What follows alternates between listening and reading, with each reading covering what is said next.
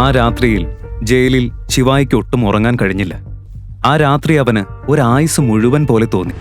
നിന്റെ ഭർത്താവാണ് തോൽവി, ഞാനല്ല. നിനക്ക് എത്ര പണം വേണം? 1 കോടി, 2 കോടി, 10 കോടി എല്ലാം ഞാൻ തരാം. പക്ഷെ ഒരു condition.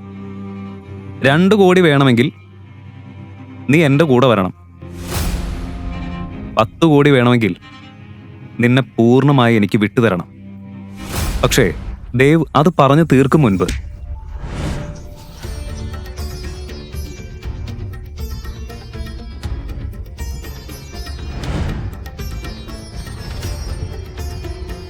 You all R mad.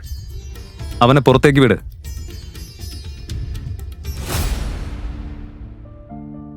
ശിവായി നന്ദിനിയെ വളരെയധികം സ്നേഹിച്ചു. അവൾ അവന്റെ ബാല്യകാല പ്രണയമായിരുന്നു. ഇന്ന് അവർ വിവാഹിതരായി 3 വർഷം കഴിഞ്ഞു. പക്ഷേ നന്ദിനിക്ക് അവനെ വെറുപ്പായിരുന്നു. കാരണം അവനൊരു സാധാരണക്കാരനായിരുന്നു. ഈ വിവാഹം അവളുടെ അപ്പൂപ്പനാണ് നിർബന്ധിച്ച് നടത്തിയത്. അവൾക്ക് എന്നും ഒരു സമ്പന്നനായ ഭർത്താവിനെയായിരുന്നു ആഗ്രഹം. അവൾ ആഗ്രഹിച്ച ഒരു ജീവിതം അവൾക്ക് കൊടുക്കാത്തതുകൊണ്ട് തന്നെ അവളും അവനൊന്നും കൊടുത്തില്ല. എന്നാൽ ശിവായി ഒരിക്കലും കൈവിട്ടില്ല. ആഴ്ചതോറും അവൾക്ക് ഒരു റോസ് കൊടുത്തിരുന്നു. ഒരിക്കൽ അവന്റെ പ്രണയം അവൾ സ്വീകരിക്കും എന്ന പ്രതീക്ഷയിൽ.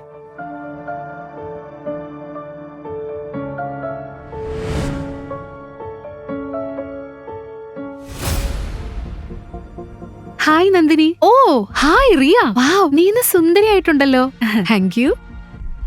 ജ്വല്ലറി ഇടാൻ മറന്നോ? Oh sorry. നിനക്കൊരു ചെരുപ്പ് പോലും വാങ്ങിത്തരാൻ കഴിയാത്ത ഭർത്താവ് ഒരു ജ്വല്ലറി വാങ്ങുന്നത് ഒരു സ്വപ്നമായിരിക്കും അല്ലേ?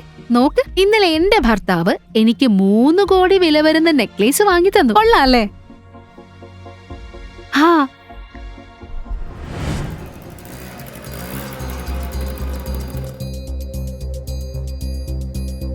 മേജർ ശിവായി, ഒടുവില് നിങ്ങൾ ഞങ്ങളെ കണ്ടെത്തി. കഴിഞ്ഞ 3 വർഷമായി ഞങ്ങൾ നിങ്ങളെ എവിടെയൊക്കെ തിരഞ്ഞു. നിങ്ങൾ മടങ്ങി വരൂ, ഞങ്ങൾക്ക് നിങ്ങളെ വേണം. എനിക്കിപ്പോ വേറെ പണിയുണ്ട്. എന്റെ കല്യാണമാണ് ഇപ്പോൾ എനിക്ക് വലുത്. ഇപ്പോ നിങ്ങൾക്ക് പോവാം.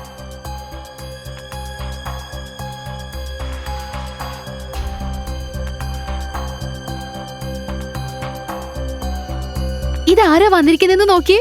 നന്ദിനിയുടെ ഭർത്താവ്. എന്തു പറഞ്ഞാലും അവന്റെ രൂപവും ആ കണ്ണുകളുടെ തീവ്രതയും ഒട്ടും കൈകാര്യം ചെയ്യാൻ പറ്റില്ല. അവന്റെ ഈ ലുക്ക് അച്ചാറിട്ട് വെക്കാനാണോ? ഒരു വേൾഡ് ടൂർ പോണമെങ്കിൽ ഈ മുഖം പോരാ, പണം വേണം. അതവനില്ല.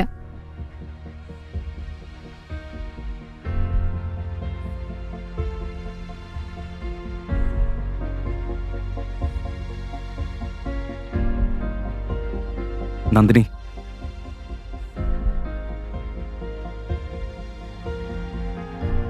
നന്ദിനി, എനിക്ക് നിന്നോടൊരു പ്രധാന കാര്യം പറയാനുണ്ട്. എന്നെ വിട്ടേക്ക്.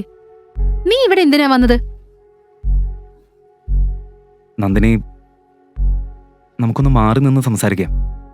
എന്നെക്കുറിച്ചുള്ള എല്ലാം എനിക്ക് തുറന്നു പറയണം. പ്ലീസ് വാ. എന്താ നിനക്ക് പറയാനുള്ളത്? 3 വർഷമായിട്ട് നീ പറയുന്നത് ഞാൻ കേട്ടു. ഇനി നിനക്ക് ഇവിടുന്ന് പോകുന്നതാ നല്ലത്. ഇറങ്ങിപ്പോ. പോ.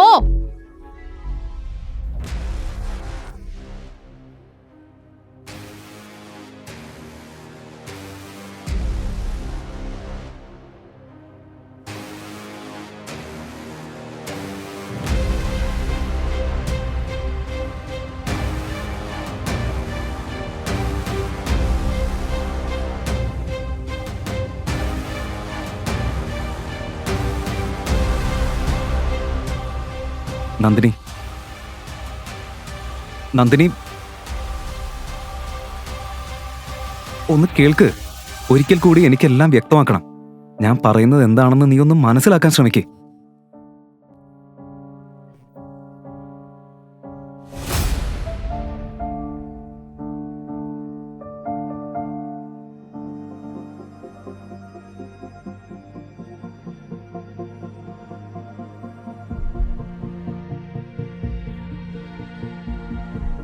ഇത് കണ്ടോ നീ?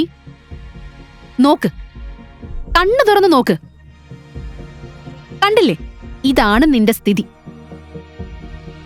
ഇവിടെ ഒന്നും പൊയ്ക്കോ. എന്താണിപ്പോ ഇവിടെ പ്രശ്നം? ചിൽ ബേബി, നിന്റെ ഭർത്താവ് ഒന്നിനും കൊള്ളാത്തവനാ. പക്ഷേ ഞാൻ അങ്ങനെയല്ല. പറ, നിനക്ക് എത്ര രൂപയാ വേണ്ടത്? 1 കോടി, 2 കോടി, 10 കോടി എല്ലാം ഞാൻ തരാം. ശരിക്കും നീ സഹായിക്കോ? ഒബ്വിയസ്ലി, ഞാൻ നിന്റെ ഫ്രണ്ടല്ലേ. പക്ഷേ ഒരു കണ്ടീഷനുണ്ട്. 2 കോടി വേണമെങ്കിൽ നീ എൻ്റെ കൂടെ വരണം. 10 കോടി വേണമെങ്കിൽ നിന്നെ പൂർണ്ണമായി എനിക്ക് വിട്ടുതരണം. ദേവ് വാക്ക് തീർക്കും മുൻപ് ശിവായി ഇടയ്ക്ക് വന്നു.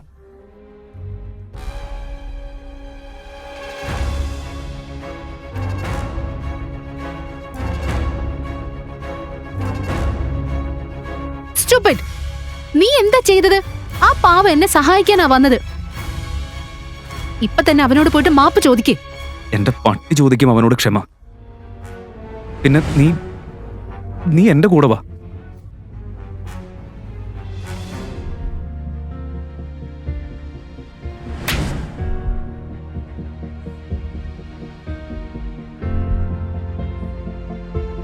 ശിവായി നന്ദിനിയെ തന്നെ ഒന്ന് നോക്കി.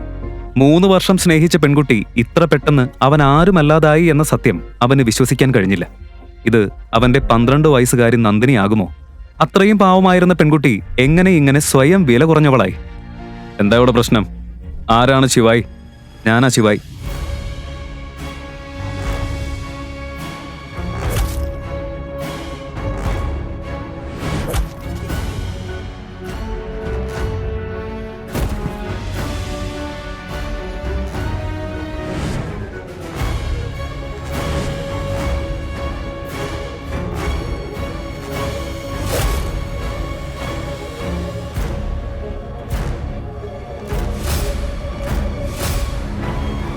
മഹാദേവന്റെ പേരിൽ ഞാൻ സത്യമിടാം, ഇന്ന് ഇവിടെ നിന്ന് നിങ്ങൾ ആരും സ്വന്തം കാലിൽ തിരിച്ചു പോവില്ല.